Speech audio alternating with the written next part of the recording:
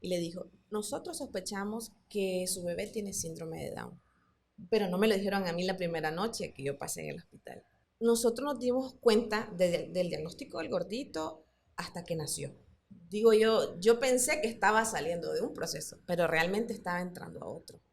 Y yo me senté frente a la persona más cruel que he conocido. O sea, fue un pediatra tan cruel. Puedo decir con toda certeza que se burló de la condición. La medicina sin empatía es crueldad. Yo siempre estaba pensando que algo malo iba a pasarme. Entonces creaba rituales para yo poder calmar esa ansiedad. Pero ¿qué pasa cuando una profesional te dice que eso tiene nombre? Es alivio total. Para mí, yo siempre he dicho, toda persona necesita terapia psicológica, porque parte de la necesidad fisiológica de un ser humano es estar bien mentalmente. Eso es 180 Podcast con Gabriela Benevid. Este podcast llega a ti gracias a HD Audiovisuales Nicaragua. Bienvenidos a un episodio más. Este es un espacio creado para compartir vivencias, motivación, testimonios, fe, entrevistas y mucho más. Empezamos.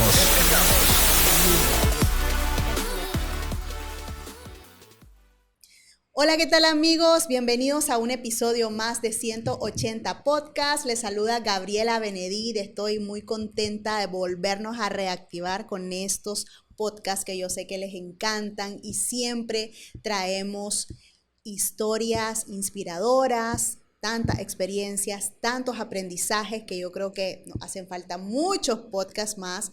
Gracias por acompañarnos, por escucharnos siempre en Radio Activa 101.1 FM. Recuerden que también nos pueden sintonizar en la web todos los miércoles y sábados a partir de las 8 de la noche. Suscríbanse a nuestro canal de YouTube para siempre estar pendientes de nuestros nuevos episodios. Síganos en Spotify y en todas nuestras redes sociales aparecemos como 180 Podcast. Hoy me complace compartir una plática muy amena. Sé que vamos a aprender mucho, vamos a reír mucho, vamos a disfrutar de una plática con Andrea Carrasco. ¿Cómo estás? Bienvenida. Hola Gaby, muchísimas gracias. Gracias por la invitación. Para mí es un honor el poder estar acá. Le decía a mi esposo que estaba muy emocionada desde que me invitó al podcast. Y qué bueno regresar también a las redes porque yo estuve pues desconectada un tiempo. Para quienes no conocen a Andrea, Andrea es veterinaria de profesión y va a hablar un poco acerca de su vida y aprendizajes con tu hijo, tu primogénito Ramirito. Sí, mi Ramirito. Recuerdo que uno de los podcasts que hice en Polish, me acuerdo, grabé con una edición especial para la mamá. Madre, sí. Sí, estaba Marta Ortega, Elaine Miranda, Valquiria Briones y mi persona. Compartimos mucha experiencia. Entre ellas, Marta Ortega compartió parte de su experiencia con su hijo que tiene síndrome de Down, su proyecto, cómo concientizar. De ahí comenzaron los reposteos y de eso partió como para que nos conociéramos, sí, para que habláramos. Y mira qué increíble cómo una cosa va llevando a la otra y Dios sinceramente me va ordenando a las personas en el tiempo, mira, preciso. Así que estoy contenta de poder compartir con vos. Para aquellos que no te conocen, tal vez les contás de dónde sos porque vení desde largo a hacer este podcast. Bueno, yo soy Andrea Carrasco. Como dijo Gaby, soy veterinaria. Me especializo en mascotas, es en lo que actualmente trabajamos. Hija única, hija de un papá zootecnista, una mamá agrónoma. Y bueno, para mí mi vida ha sido como todo un proceso, ¿verdad? Desde que estaba muy pequeña, yo nací en Matagalpa, pero por un trato que tuvo mi mamá y mi papá es chinandegano, mi mamá es de Matagalpa, ellos no quisieron quedarse, digamos, ninguna de las ciudades de origen de ambos, sino que dijeron, bueno, nos conocimos en Río Blanco, donde yo vivo, y nos quedamos acá. Entonces, después de 3 años que ellos estuvieron casados, pues ya decidieron tenerme a mí, y se quedaron solo conmigo. No sé por qué. ¿Y qué tal la experiencia? Pero tenés primos, tenés más primos, familia. Sí, por parte de mi mamá somos más unidos. los Álvarez, yo soy Carrasco Álvarez, y por mi papá pues son un poco más segregados. Ellos están en Occidente, entonces no los veo mucho, pero sí, pues siempre los tengo presentes. Pero yo siempre digo, ser hijo único es muy bonito, pero al mismo tiempo es muy solitario. Sí, entonces, bueno, más adelante contaré mi experiencia con respecto a mi diagnóstico psiquiátrico, que es el trastorno obsesivo compulsivo. Parte fue esa soledad. Wow. Sí, pero bueno, uno se acostumbra. Claro. Pero qué importante ir creciendo, descubriéndote, conociéndote Sí. y superando tus mismos miedos, Miedos. obstáculos, etc. Y hablábamos que sos veterinaria. Y ahorita venís desde Río Blanco Desde para Río acá, Blanco. increíble. Pero por un podcast que va a valer Sí, totalmente la totalmente pena. la pena, sí, claro que sí. ¿Cómo nace tu amor por los animales? Bueno, el primer recuerdo que yo tengo de querer ser veterinaria fue tal vez tenía unos 6, 7 años. Yo estaba viendo televisión y pusieron en un comercial una Barbie y la Barbie era veterinaria. Tenía su batita blanca, su estetoscopio y tenía unos muñequitos de perritos y gatitos. Y yo dije, yo quiero ser eso. Y yo recuerdo que yo llamé a mi mamá, le grité, mamá, mira, mira, yo quiero esta muñeca. Y me dice, sí, amor, te la vamos a comprar. En ese tiempo, Río Blanco estaba, como a 8 horas de la capital, porque la carretera era súper mala, o sea, era muy difícil llegar. Ya ahora es otro cuento, pero sí, en ese entonces recuerdo que mi mamá, sí, cuando vayamos a Managua, que era como una vez o 2 veces al año, te la vamos a comprar. Y sí, lo cumplió, me la compró. Desde ahí yo siento que comencé a conectar con lo que era la profesión. Otra cosa es que como ellos tienen carreras de campo, entonces ambos, entonces siempre los fines de semana me llevaban a una finca, a una quinta. Yo crecí rodeada de vaquitas, caballos, cerditos, gallinas, más soy amante de las mascotas. Me gustan ambas cosas porque son mundos muy distintos, son ciencias aparte, digo yo, pero de especies mayores y menores, pero mascota es mi pasión. O sea que entre los veterinarios hay una diferencia Sí, sí, de sí lo hay. especialidades que yo no las sé, yo no las Sí. sabía, porque el veterinario para mí es ven todos los Sí, animales. O de sea, ¿cuál es la todo. diferencia? Sí, hay veterinarios que se dedican más a la parte de especies mayores o especies de producción, por ejemplo, vacas, cerdos, también en la parte de avícolas con aves, cunícolas, digamos, las partes de conejos incluso, porque son, digamos, especies que producen, son más por la parte económica. Mascotas va más a la parte del corazón, o sea, más sentimental. Entonces yo me inclino más a ese lado, pero sin embargo también pues tengo mi lado vaquero de vez en cuando, mi mamá se dedica a engorde de novillos, entonces me toca por ahí pues apoyarla. Y tu esposo se dedica a la otra parte. Veterinario, sí. Él se llama Norman, él es veterinario, pero él es multifacético, él siempre ve mayores o mascotas, pero yo siento que mi corazoncito está en mascotitas. Ok. Sí, sí. Y que yo analizando, digo, es tan fácil realmente que los niños se enamoren de los animales, pero en realidad, cuando los va exponiendo, digamos, a entornos como el campo y todo esto, pero realmente hay niños que no les gusta. No, Hay niños sí. que te dicen, no me quiero ensuciar, no lo quiero tocar, o sea, O ese está sucio. cada quien trae lo Sí, suyo, sí, ¿no? yo sí pienso que con eso tal vez se nace, por así decirlo, pero uno pues lo desarrolla conforme pasa el tiempo. Yo recuerdo que cuando yo quise estudiar veterinaria, hubo muchas personas que me querían desmotivar, porque yo siempre he sido así, como flaquita, toda finita, y me decían, si te llamo a tal hora para ir a ver una vaca, vas a ir. Pero sos toda flaquita, ¿cómo vas a hacer? Como la parte del machismo, ¿verdad? Y hubo un momento que yo me lo creí. Yo dije, no, yo no puedo ser veterinaria porque es cierto, yo soy mujer, soy flaquita, no tengo yo, porque siempre el estigma es de que la mujer tiene que ser macha, fuerte, y realmente no es necesario.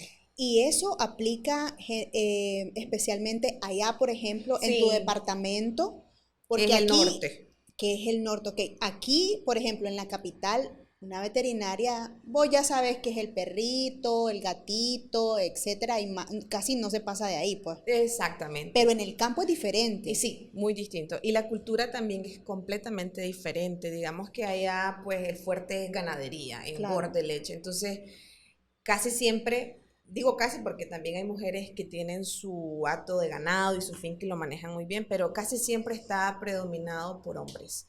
Entonces, ese tipo de personas eran las que a mí como que no me visualizaban en la carrera. Pero yo dije, no, es lo que a mí me gusta. Es más, yo quería estudiar medicina humana por la misma influencia de la gente. Fui a León y no me gustó para nada. Cuando miré el pensum, no, yo dije, no, lo siento, esto no es para mí, para nada. Y yo dije, no, yo voy a estudiar veterinaria. Después de un año sabático, una vez que salí de secundaria, yo pues decidí darme ese año para pensarlo y luego ya entré a la universidad a estudiar veterinaria. Y yo era completamente una niña y entramos 45 y nos graduamos 13.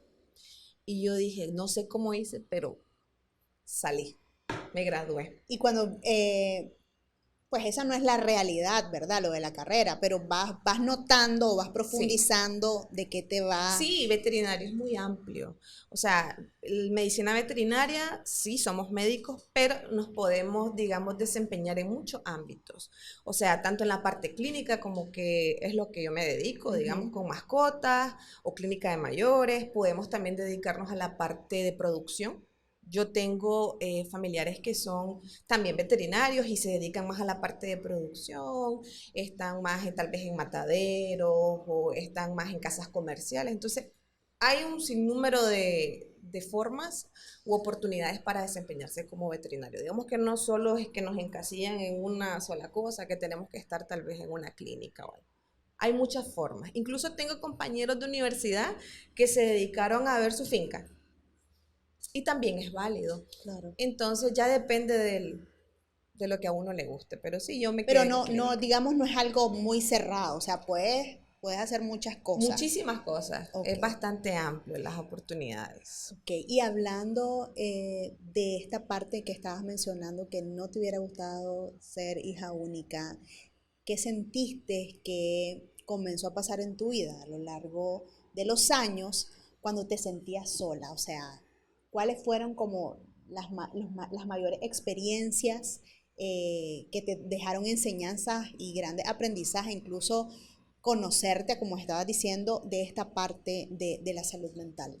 Bueno, desde que estaba pequeñita, yo recuerdo que siempre por los trabajos de mi mamá tenía un trabajo bien riguroso, con un horario bastante exigente, entonces yo no la veía, yo solo la veía por las noches.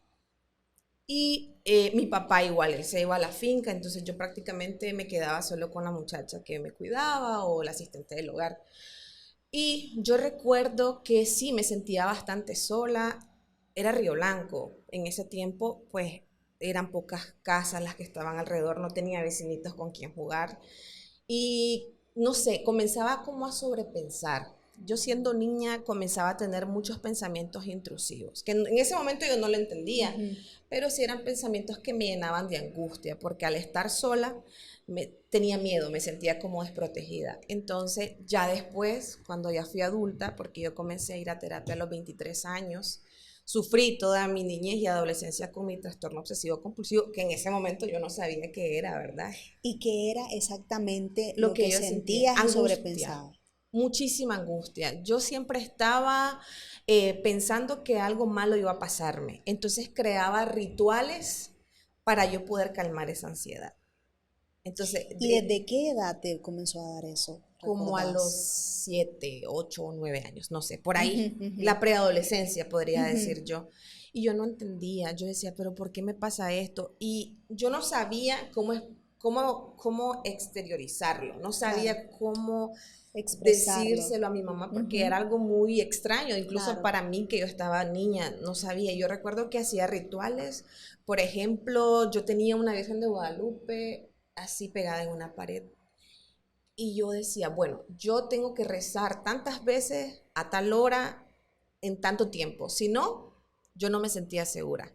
Ya años después comprendí que esa era mi manera de calmarme al estar yo sola y al estar sola, como era una niña, yo me sentía desprotegida. Entonces era como mi manera de darme seguridad. Entonces, pero sí me generaba mucha angustia. Hubo sí periodos en los que yo estaba pues tranquila. Luego recaía y luego volvía y así a lo largo de mi vida. Pero ¿había algún detonante? Sí, la que soledad. Cuando estaba sola comenzaba a sentir Sí, eso? la soledad. Yo recuerdo ya cuando era adolescente, para mí pues el ser hija única fue más como una ventaja, porque yo ya comencé a comprender que mi mamá y mi papá todo para mí, todo yo, aquí, Andrea allá.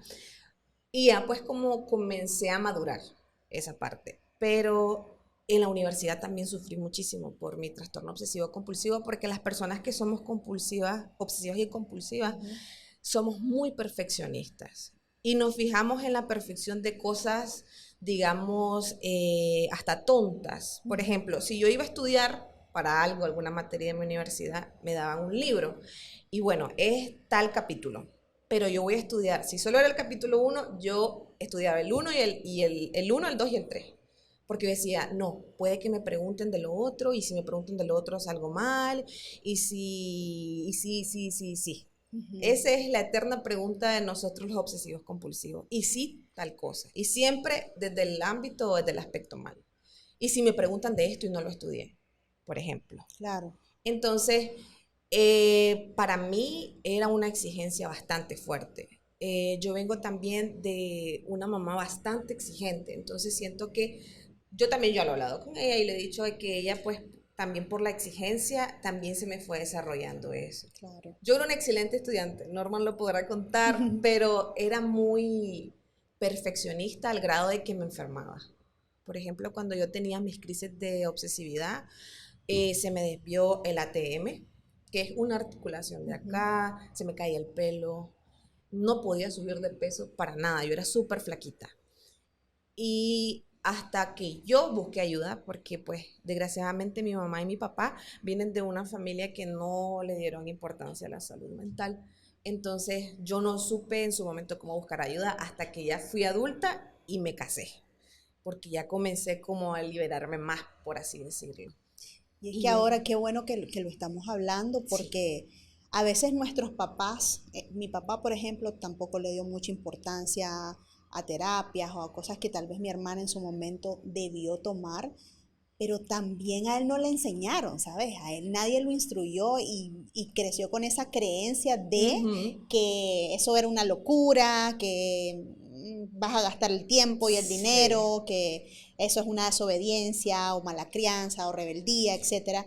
Pero qué bueno que cada día tenemos estos espacios en donde podemos hablar más de estos temas, porque realmente, y gracias a Dios que pudiste tratarlo, ver qué estaba pasando, porque de ahí, a veces los papás, yo siempre pienso que los papás hacen lo mejor que pueden con lo que tienen, hasta donde pueden, ¿verdad? Porque de ahí es lo que le enseñaron también. Exacto. Pero en esta parte, cuando ya creces, ¿cómo comenzás a manejar? Cuando lo terminás de entender, ¿cómo? O sea, una cosa es que vos te lo crees en la cabeza y decís, yo debo de tener tal cosa, o algo no está bien conmigo. Pero ¿qué pasa cuando una profesional te dice que eso tiene nombre? Es alivio total, porque ya uno comprende de que lo que uno está sufriendo tiene nombre y que no somos los únicos, o no era la única, ¿verdad? En mi caso, yo recuerdo que cuando fui la primera vez a la psiquiatra, la doctora Carla para mí ha sido un ángel completamente, porque yo llegué en una crisis bien difícil, bien difícil. Yo recuerdo que no dormía, Norman vivió conmigo ese proceso y yo comencé a hablar y comencé a contar cosas que jamás las había dicho, más que para mí misma, y yo decía, pero ¿qué será? ¿Será que realmente voy a vivir así siempre? Y ella recuerdo que me dijo y me alivió, me dijo, tranquila, todo tiene solución. Y eso a mí me dio muchísima paz. Ya conforme fui pasando mi proceso terapéutico, 2 años después, yo ya sospechaba, ¿verdad? Que lo tenía, pero 2 años después, ella a mí me dijo, sí, tenés trastorno obsesivo compulsivo, puramente obsesivo, porque hay varios subtipos. Entonces, puramente obsesivo quiere decir que yo en mi niñez tenía rituales, pero en mi adultez ya no los tengo más. Más son rituales mentales, porque hay adultos obsesivos compulsivos que siempre tienen rituales, ya sea, no sé, rezar o decir una frase, siempre un ritual en el día. Yo no, yo los tenía, pero era mental, no se podía ver. Claro. Por así decirlo. Entonces me medicó. Yo Yo sí soy sincera, Gaby. Yo después de la medicación con mi psiquiatra, cuando ya comencé a tomar los medicamentos, yo soy otra. De verdad. Yo sentí tanto alivio, tanta paz. Y era como que me apagaron un switch de las voces en mi cabeza. ¡Pum! Y quedé en silencio. Todas esas voces que yo escuchaba desde mi niñez hasta mi adultez, desaparecieron con la medicación. Entonces yo dije, wow, ¿por qué yo no había ido antes a terapia? ¿Por qué nadie me trajo? ¿Por qué nadie me había dicho? Porque pues yo no sabía tampoco, no sabía cómo iniciar, hasta que realmente estaba en una crisis bastante dura. Entonces, cuando una vez que me mediqué, yo era otra, de verdad. Y desde ahí en adelante yo siento que mentalmente yo he mejorado un montón. Claro. ¿A qué edad fue que te lo Me diagnosticaron? diagnosticaron a los 23 años. A los 23 años, Y comencé a tener síntomas tal vez desde los 7. imagínate. Pero lo bueno es que lo has trabajado. Sí. La palabra psiquiatra muchos no, o sea, como que Asusta. no creo que me Sí. toque ir a ese especialista, no creo que sea para tanto. Sí. Pero fue una iniciativa propia, tuya, o sea, Sí, fue mía porque yo sentía que no podía. ¿y por qué un psiquiatra y no un Un psicólogo? psicólogo. Bueno, yo no sé realmente cómo tomé la decisión de ir al psiquiatra primero, pero anteriormente yo he ido a terapias psicológicas y yo sentía que sí me ayudaban, más no me aliviaban. Entonces yo decía, bueno, voy a ir al psiquiatra porque yo también tenía sospechas del trastorno obsesivo. Yo decía, el psiquiatra trata el trastorno obsesivo compulsivo porque se necesita medicación y ellos pueden medicar. Entonces, más por ahí me fui yo al psiquiatra. Pero ya ella, pues, cuando ya me ve mejor, me remite al psicólogo, especialmente con el proceso del gordito, para yo sanar la parte emocional, porque pues el psiquiatra ve más la parte del cerebro fisiológico y todo eso. Pero, para mí la doctora Carla ha sido, Norma sabe que como yo la adoro, porque para mí fue un antes y un después. Es que definitivamente yo creo que eso aplica en los especialistas para nosotros un significado tan grande cuando traen una solución y no aplica solo a psicólogos, psiquiatras, sino por ejemplo a una mastóloga. En mi caso fue una mastóloga. Yo la amo a la doctora Verónica Vilés porque ella me salvó la vida. Yo siento que me salvó la vida. Entonces, cuando vos hablas de alguien que vos sentís que fue Te un ayudó, antes y un sí. después, es impactante para uno y es un regalo de Dios porque Sí. es una persona que te ayuda a salir Una crisis. de una crisis, de algún proceso, definitivamente. Y entonces a eso te referías cuando decías que tal vez te hubiera ayudado a tener más hermanos. Sí, para no estar sola, tal vez para no pensar tanto. Porque cuando yo estaba sola, pues claro, me aburría, me imagino que comencé a desarrollarlo ahí y no sé, tal vez otros factores, expectativas que tenían sobre mí al ser hija única también ayudaron a que pues yo lo desarrollara. Y lo más bonito de todo es que después de que yo hice mi proceso terapéutico, las personas a mi alrededor vieron mi cambio y fueron diagnosticadas también. Wow. Por ejemplo, mi papá. Uh-huh. Yo mi papá siempre lo saco en las redes, para mí es como mi ángel también porque es una persona muy relajada, muy ocurrente, muy divertida. Es muy divertido, Sí. se lo aseguro. Pueden irlo a seguir a sus redes, Sí, sale como Darito Carrasco. Ella tiene sus redes y siempre sube Es un video. personaje. Sí, para que él es, no sé, yo digo que mi papá para mí es mi papá y mi amigo. Y entonces yo recuerdo que yo a mi papá, una vez que yo ya estaba en proceso terapéutico, psiquiátrico, yo también veía actitudes en él que yo decía, hay algo aquí que está pasando con mi papá, porque mi papá siempre fue una persona que no sabía administrar ni organizar bien su tiempo. O sea, él tenía 6 horas para arreglarse, él siempre llegaba tarde. Él podía hacer algo hoy, lo hacía en 2 meses. Y así. Entonces, otra cosa son personas que divagan mucho al hablar. Por ejemplo, yo estoy hablando de que este vaso de agua, y yo quiero decir que este es un vaso con agua, pero antes de llegar ahí, tengo que pasar por todo un recuento y vi esto y vi lo otro y fíjate que aquí, fíjate que... Pero nunca hablan del vaso con agua. Entonces yo recuerdo que yo le conté a mi psiquiatra, yo le dije, y papá así. Sí, me dice, vamos a hacerle, por la distancia, vamos a hacerle un test. Y en efecto, él pasó pues una consulta en línea y todo. Ella no se lo dijo a él, pero sí me lo dijo a mí después y me dijo, sí, tu papá tiene TDAH, que es trastorno de déficit de atención e hiperactividad. yo recuerdo que también él cuenta mucho que en su niñez a él lo maltrataban mucho en la parte que le pegaban. Él ahora se lo toma con humor, pero me imagino que en su momento le dolía mucho, le calaba, porque todavía me lo cuenta y yo siento que le duele.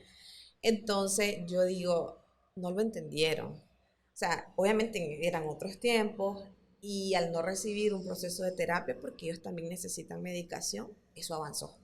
Entonces, su humor y todo, pues así es la familia de mi papá, pero sí él tiene trastorno de déficit de atención. Y mi mamá, pues, ya ellos se divorciaron hace muchos años, pero mi mamá, pues, no supo comprender esa parte por lo mismo, porque no hay una educación de salud mental previa. Claro. Entonces yo ahora le hablo de la condición y le digo, mira Darito, aquí trata de hablar hasta aquí, pero mira, estamos hablando de esto, mira, tenemos una hora para alistarnos, hagamos esto primero y así.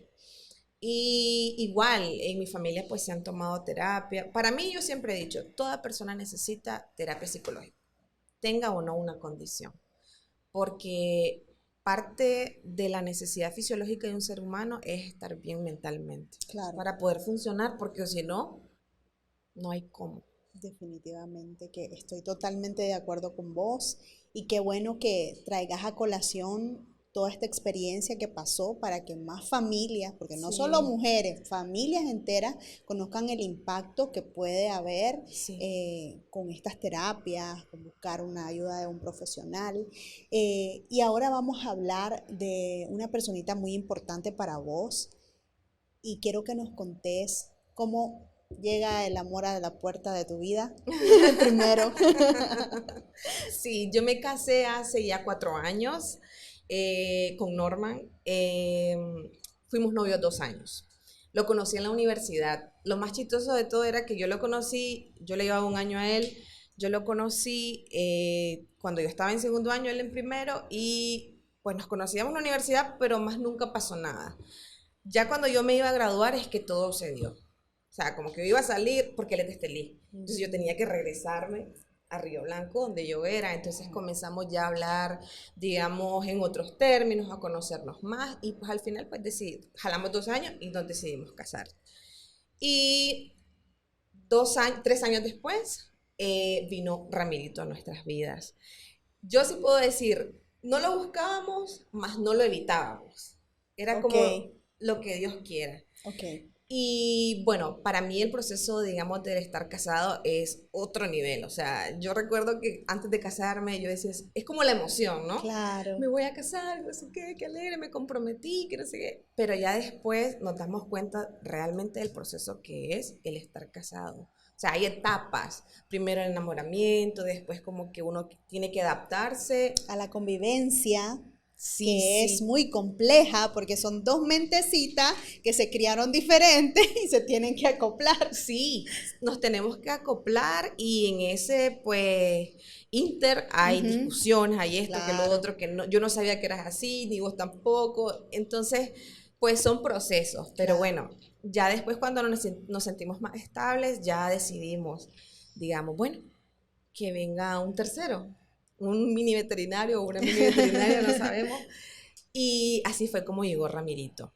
De hecho, nosotros digamos que lo buscábamos, pero sí pasó bastante tiempo. Comenzamos a sospechar, ¿será que pasa algo? No sé.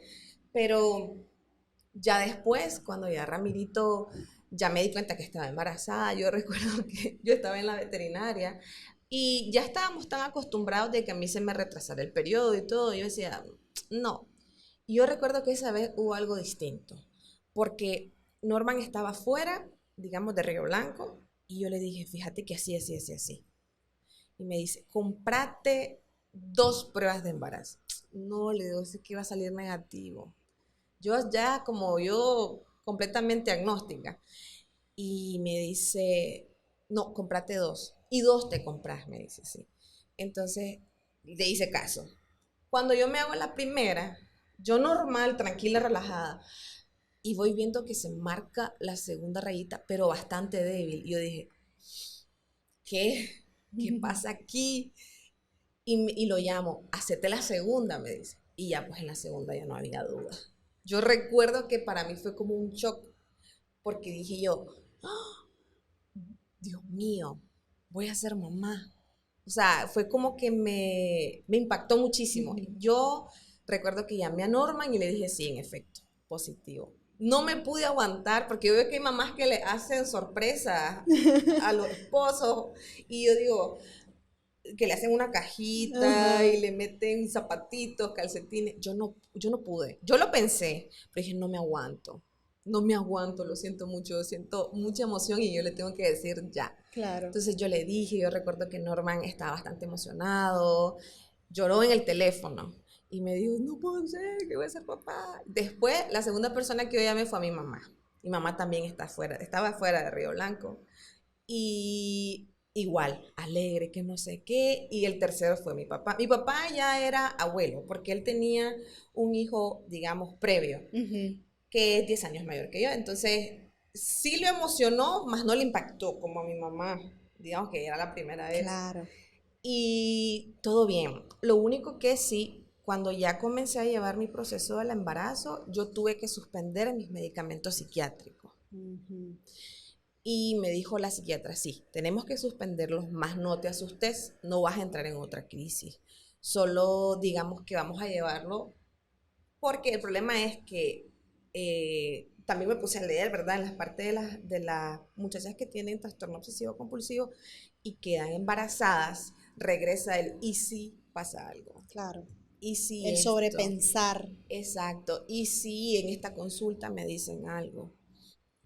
O cualquier cosa. Entonces yo lo que trataba era como de llevarme las cosas, digamos, con calma, porque yo decía, yo estoy predisponente a entrar a otra crisis de angustia, de que si pasa algo malo, y pues todo bien. Ya hasta mi 6º mes de embarazo, sí tuve un problema ya de hipertensión, ya era una paciente con preeclampsia, entonces eso también me disparó la ansiedad. Desde ahí ya comencé a tener, digamos, mis crisis nuevamente, no podía retomar el tratamiento, pero para mí era una odisea y una angustia ir a mis consultas de control. Porque yo decía, ¿y si se me sube mucho la presión? Me lo tengo a los 6 meses o lo tengo a los 7. ¿Y si le pasa algo? ¿Y si me pasa algo? ¿Y si? Terrible, una angustia bárbara. Por lo tanto, entré en una depresión prenatal, porque está la post. Pero a mí me dio prenatal, por lo mismo. Eran muchos factores que me hicieron recaer en eso. Y bueno, ya de ahí pues hasta el nacimiento del gordito. ¿Cómo llevas todo? O sea, ¿todo fue normal durante tu embarazo? Todo Todo. Tus controles, tus ultrasonidos, todo. Sí, todo. Digamos que en el primer trimestre, bien, supimos que era varoncito y todo. En el segundo, yo digo que en mi embarazo la que me compliqué fui yo. Ramirito, excelente, peso, talla, todo. Y sí, yo estaba como una paciente preeclántica, pues de hecho, él nació 15 días antes de la cesárea, porque por mi problema de preeclampsia tenía que ser a fuerza una cesárea. No podía esperar yo el parto, porque eso eleva aún más la presión. Entonces, no llegué, no pude llegar. O sea, yo llegué un día a un control y me dijeron, Andrea, tenés la presión disparada. El doctor Donald, que lo amo, saludos, hasta donde esté, y que también fue un ángel en todo este proceso, y me dijo, lo siento, vas a cesárea. Y Norman, porque llegamos a una consulta de control. No estabas preparada. No, ni siquiera llevamos sus cosas, o sea, nada, porque la idea era regresarnos y en ese momento llamar a mi mamá, a la mamá de Norman, a mi papá, que no sé qué, y a movernos, porque iba a la cesárea. Y yo tenía tanto miedo, tanta angustia, de verdad que yo estaba, fueron momentos bastante duros. Y nosotros nos dimos cuenta del diagnóstico del gordito hasta que nació. Cuando nació, yo recuerdo que yo entré a quirófano, todo bien, todo normal, tratando de mantenerme tranquila y serena para no entrar en una crisis. Y normal, yo subí al cuarto y todo. Y yo recuerdo que cuando yo entré al cuarto, donde iba a estar yo, ¿verdad? Que me iban a monitorear, yo vi a Norman y yo vi a su mamá, vi a su tía que también estaba ahí. Pero yo sentía algo extraño en el ambiente. Entonces yo le pregunté a Norman, ¿todo bien? ¿Con el bebé? ¿Todo bien? ¿Ya lo habían sacado? Ya lo habían sacado. Okay. Yo ya había salido de quirófano. Entonces, ¿estuvo bien, le digo, con el bebé? Pero no te lo enseñaron en el momento. Me lo enseñaron en el momento. Te dijeron, aquí está su bebé, Sí, míralo. normal.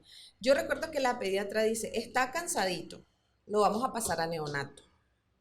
Pero no me asusté porque yo veo que eso es bastante común, que los pasan a neonatos, claro. Entonces no me asusté. Yo cuando subí ya, después de la cirugía y todo, a mí no me dicen nada, pero Norman ya lo sabía, porque ya la misma pediatra había hablado con él. Y le dijo, nosotros sospechamos que su bebé tiene síndrome de Down, pero no me lo dijeron a mí la primera noche que yo pasé en el hospital. Y yo recuerdo que ya después, al día siguiente, porque yo tenía que bajar a neonatos para darle de mamantar, y ahí empezó el proceso. Digo yo pensé que estaba saliendo de un proceso, pero realmente estaba entrando a otro. Y yo recuerdo que yo bajé a neonatos y pasamos a verlo, porque a mí me lo enseñaron, pero, o sea, yo Rápido. lo vi lindo y todo, o sea, normal. Sí. Y yo entré a neonatos y yo lo vi normal, lindo, y me emocioné, ay, qué lindo el gordito, que no sé qué. Más yo vi en la parte donde les ponen un papelito, donde está no sé cómo se llama, la cunita, está un papelito abajo donde dice el nombre de la mamá, y decía, fascia de Down. O sea, que quería decir que tenía rasgos de un niño con síndrome de Down.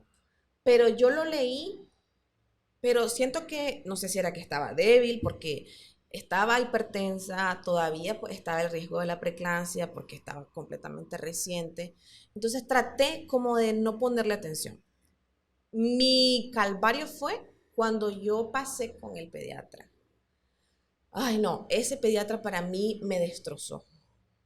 Pero cuando decís, mi calvario fue cuando pasé al pediatra, eso ocurrió en el momento de tenerlo en el hospital, sí. Cuando te tienen que... Sí, yo pasé a darle a verlo primero. Ajá. Después me iban a pasar a darle de amamantar, pero después de que yo lo vi, a Norman y a mí nos pasan a un escritorio con el pediatra que estaba en ese momento de turno. Uh-huh.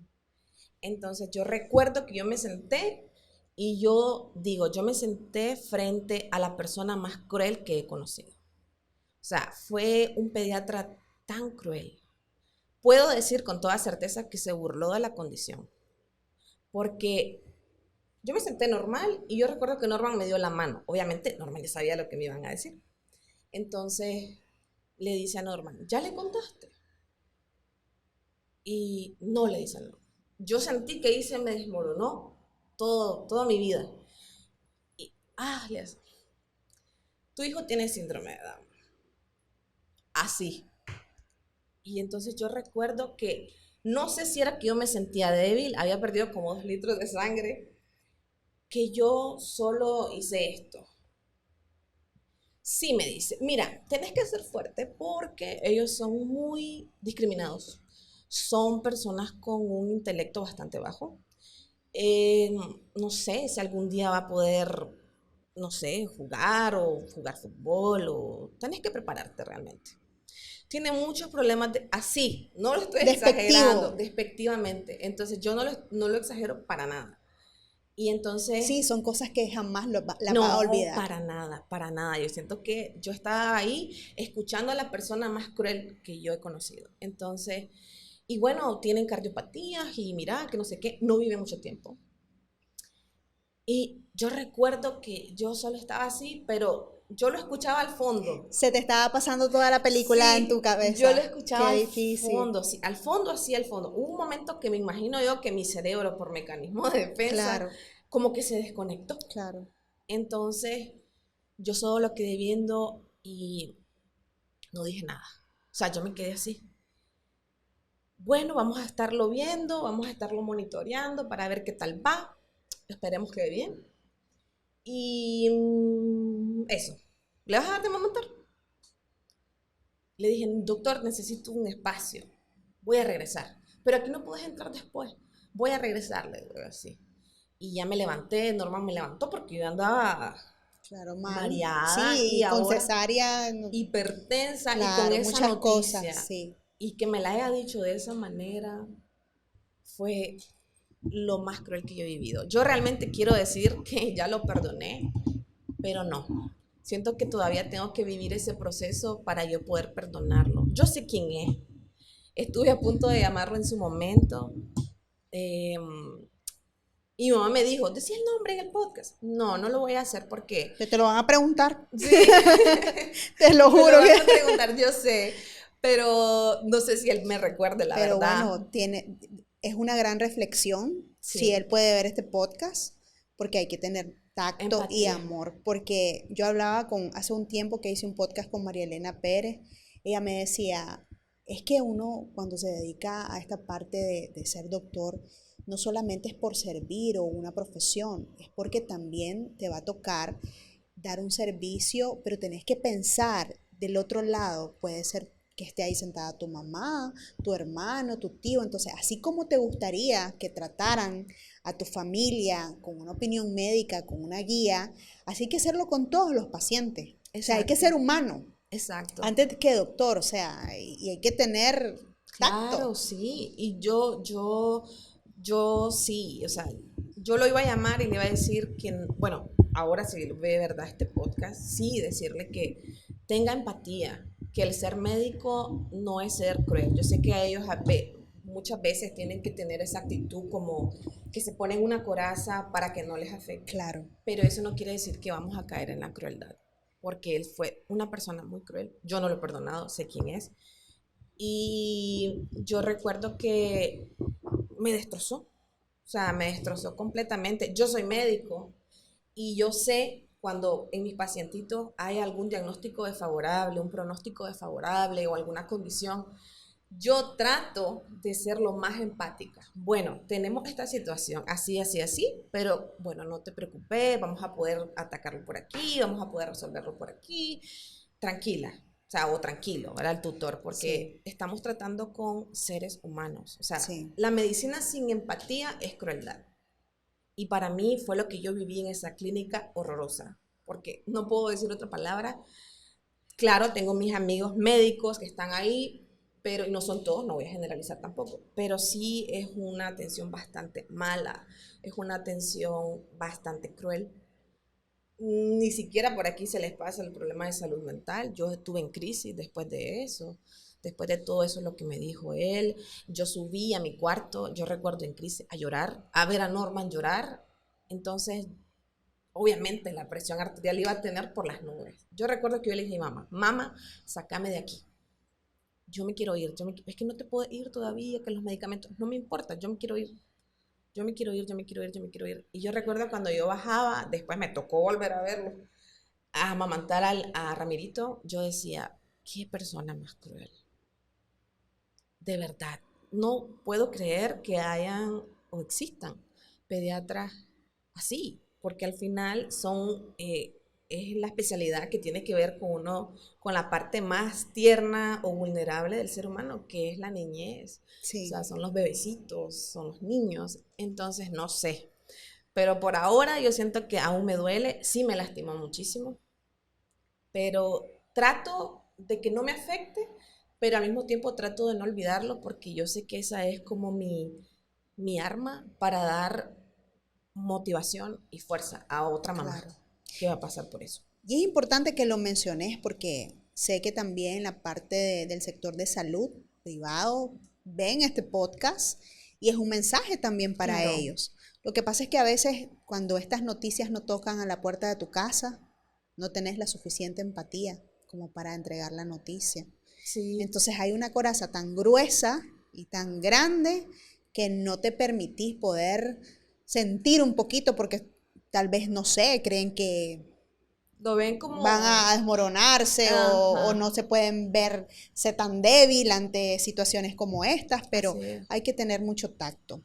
Muchísimo tacto.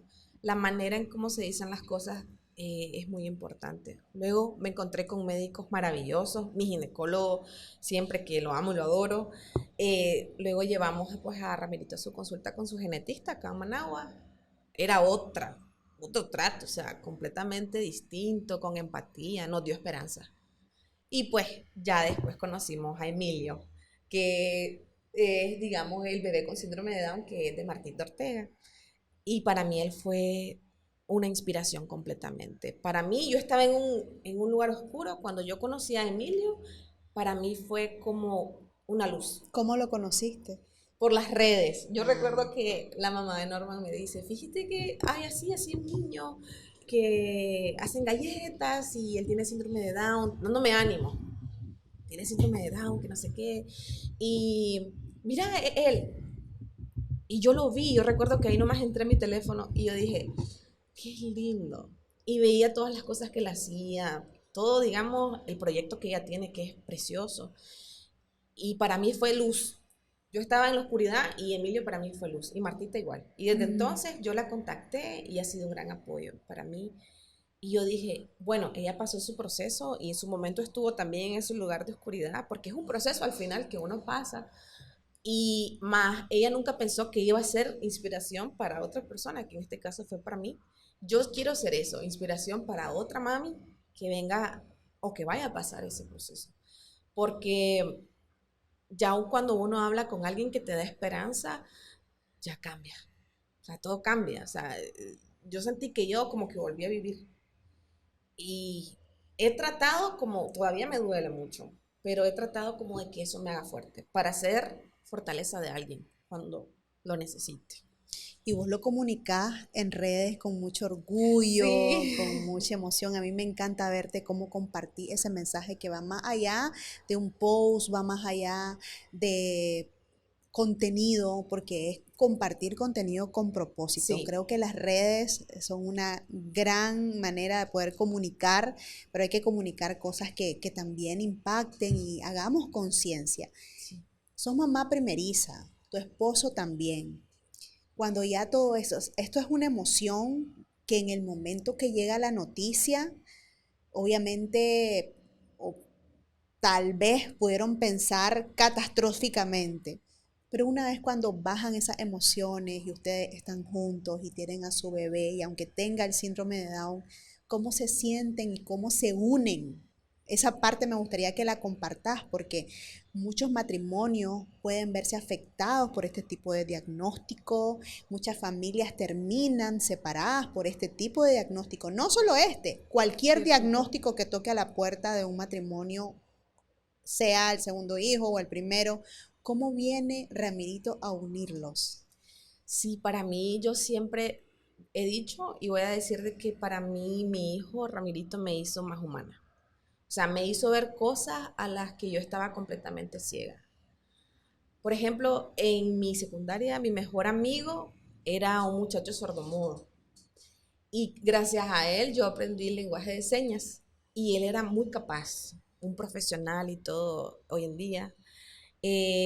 Otro de mis amigos, que yo lo publico bastante en mis redes, que es Kevin, él tiene parálisis parcial. Un niño muy feliz. Bueno, yo le digo niño porque para mí es como un hermanito completamente, pero él tiene 22 años y es una persona muy capaz. Uno de nuestros colaboradores en la veterinaria tiene labio leporino y paladar hendido, también una condición. Entonces, como que Ramirito me hizo ver las diversas formas que existen de que el ser humano es bello, de todas las formas. No importa con condición, sin condición. Hay condiciones que no se ven, como la mía, que yo tengo trastorno obsesivo compulsivo, como la de mi papá, que tiene TDAH. Hay otras que sí se ven, pero todos somos valiosos, suficientes y capaces. Y yo siento que en eso yo estaba como ciega, como que yo vivía en mi mundo y muchas veces nosotros nos equivocamos y pensamos de que a mí no me va a pasar. Y nadie está exento. O sea, a cualquier persona le puede pasar. Hubo un momento que me sentí bastante culpable por todo lo que me dijo este pediatra. Más después me di cuenta de que nadie tiene culpa. Son cosas que pasan al azar y tienen un propósito. Yo siento que no tenía un propósito hasta ahora. Yo puedo decir que Ramirito me ayudó en esa parte de encontrar mi propósito, de ser su voz en este momento que pues él está bebecito y romper el estigma en nuestro país, porque existe muchísimo, que el enfermito, que el mongolito, ay, aquí no, ellos son iguales, capaces y suficientes, porque una de las cosas más crueles que se le puede hacer a un ser humano es hacerlo sentir que no es suficiente. Y él es suficiente y lo va a hacer siempre cumpla o no las expectativas de la sociedad, las expectativas de la familia, de los amigos, él es suficiente siempre y capaz. Y en cuanto a nuestro matrimonio, es otra cosa, o sea, es una unión como que Ramirito vino a hacer, digamos, ese colchoncito para que nosotros estemos aún más cómodos juntos, porque para ambos ha sido un proceso. Norman para mí fue mi pilar de fortaleza al principio, luego los papeles se invirtieron, después yo lo fui para él, pero sí puedo decirte que somos papás orgullosos, somos papás que ahora vemos la vida con otros ojos y vemos ahora las personas más vulnerables que se les excluye. Y diría que soy otra Andrea, también es un antes y un después. Sí, es un antes y un después para mí, Gaby, porque yo he sentido de que ahora tengo un propósito de verdad, que es Ramirito. Veterinaria, sí, pero más allá de eso, ser la mamá de Ramirito y siempre va a ser mi mayor orgullo. Ay, qué bonito. Sí. No, la verdad que una de las cosas que vos me mencionaba es que ya me siento lista, ya me siento fuerte para Para hablar, compartir. sí. Y, o sea, Ramirito tiene 8 meses. 10 meses. 10 meses, imagínate, 10 meses. En 10 meses vos has podido asimilar, has podido encontrar propósito, aceptar este proceso y no verlo con ojos malos realmente. Es un gran propósito, Dios sabe por qué permite algunas cosas y más bien ha venido a ser una bendición para ustedes, a unirnos, a darle voz no solamente a Ramirito, a esta condición que muchas personas también tienen, porque así como Marta comparte este contenido, para darle voz a esta condición y cumplir un propósito también, no sabes cuántas mujeres más ha impactado esa mujer Sí. y vos también vas a poder impactar a más mujeres, no solamente con esta condición, sino con otra. Sí, existen Eh, muchísimas. Qué bonito, la verdad que a mí me inspira mucho y me hace muy feliz que hayas podido tener el valor de venir a compartir con nosotros, porque la verdad que no cualquiera viene y comparte su historia y te dice cómo está, pero la verdad es que es un gran mensaje para todas las personas. Me gustaría que nos compartás cómo está Ramirito hoy por hoy, cómo se disfruta, cómo ustedes se sienten papás orgullosos, qué planes tienen con él, cómo está la vida hoy por hoy con Ramirito. Ramirito es extraordinario porque le encanta la música y la música chinamera. Le encanta la cumbia, la música, digamos, vaquera. Ajá. Y bueno, él va a sus terapias con su fisioterapeuta en Matagalpa. También está pasando consulta y lleva todo su control la doctora Mariale, que es la misma doctora de Emi. Y todo bien. Estamos haciendo sus controles. Sí, él tiene hipotiroidismo subclínico, que es algo muy común en la condición, que yo lo supe por Martita también. Le hicimos pues su examen y pues está controlado, todo bien. La doctora nos dijo que dentro de la condición, Ramirito es un niño bastante sano, o sea, es decir, no tiene cardiopatía, no tiene, digamos, ningún otro tipo de padecimiento.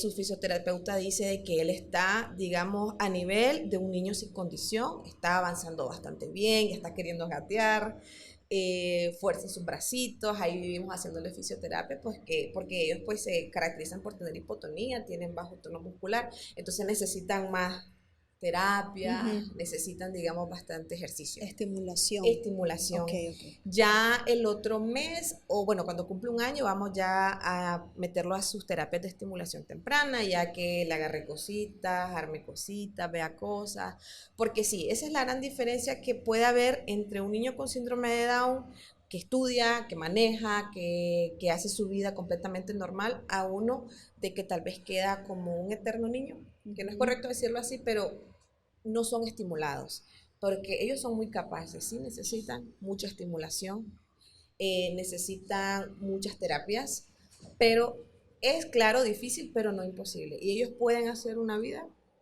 completamente normal.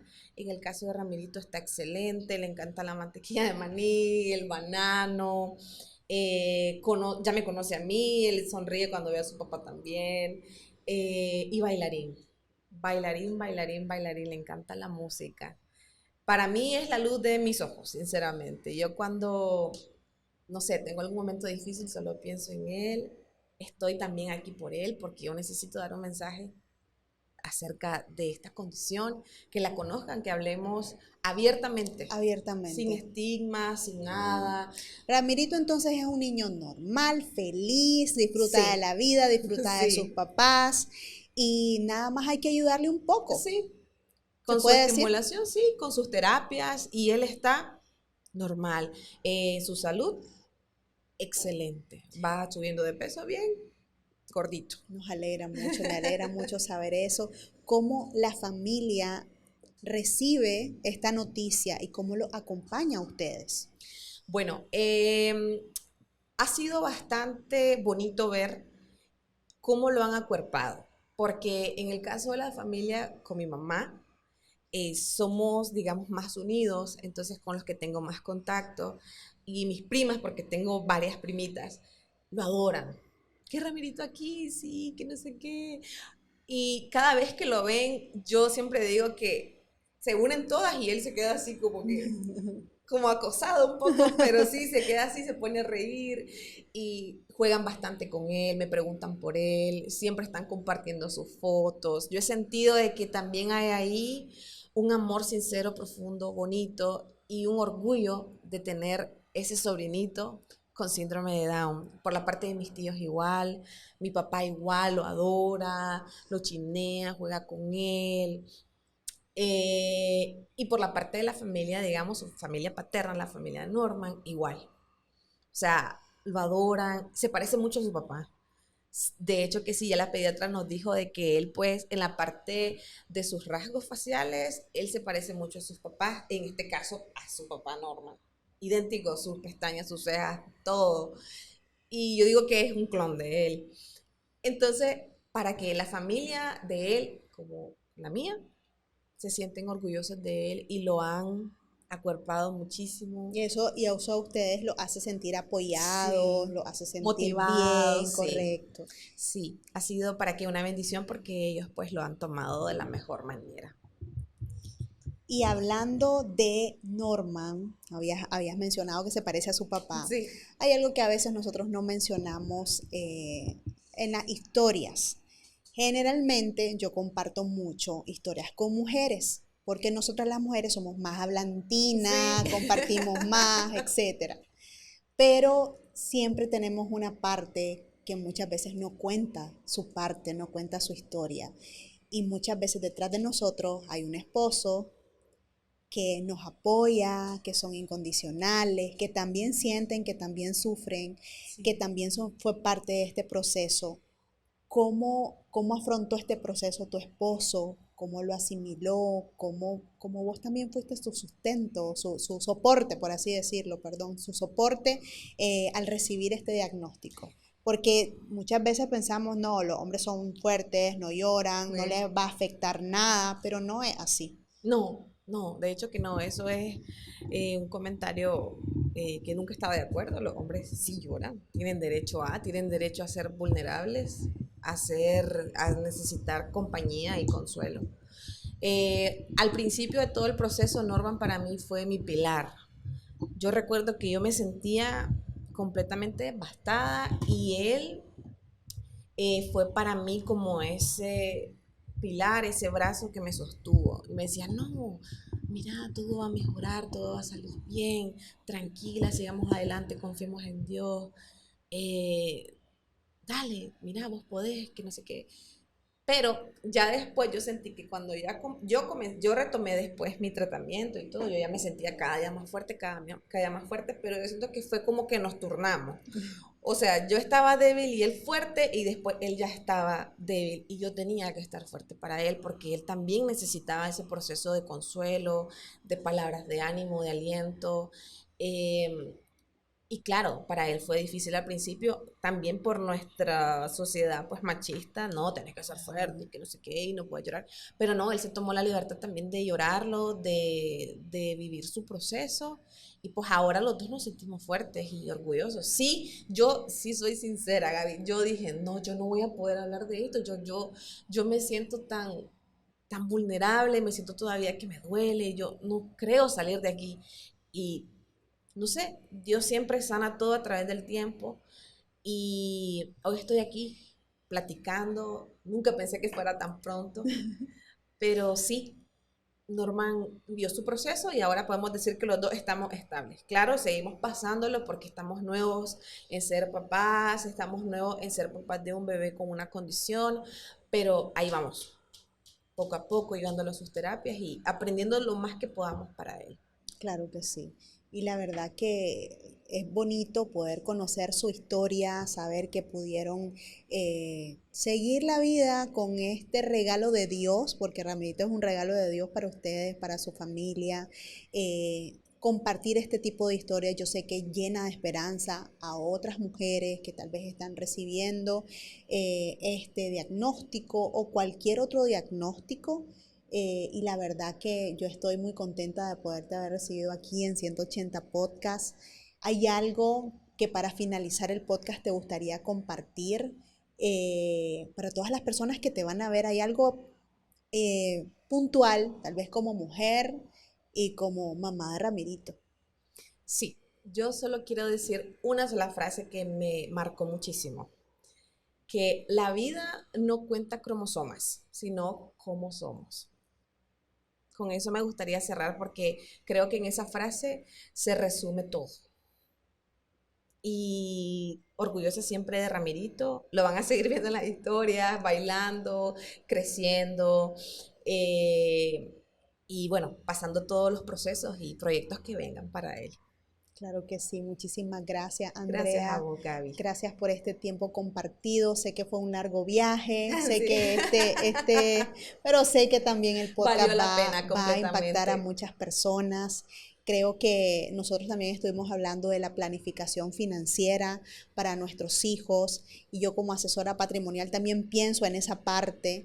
Hace un tiempo tuve un podcast con Milagro Zelaya, quien compartía también parte de la historia con su hijo y también hacíamos conciencia de poder planificar financieramente para no solamente un niño con condición, para nuestros hijos en general. Sí. Y es una de las cosas que también ustedes ya la tienen sobre la mesa, saben que es muy importante y la verdad que hay grandes enseñanzas detrás de esta historia. Qué lindo saber que tener una red de apoyo es algo importantísimo, saber que contás con toda tu familia, que como esposos están unidos, que la vida continúa y es tan bonito saber, bueno, vas a ver este podcast y después vas a decir, no puedo creer que compartí todo eso y uno dice, ala, y hace 6 meses o hace 7 meses no hubiera imaginado que mis pensamientos iban a cambiar y ahora estoy bien.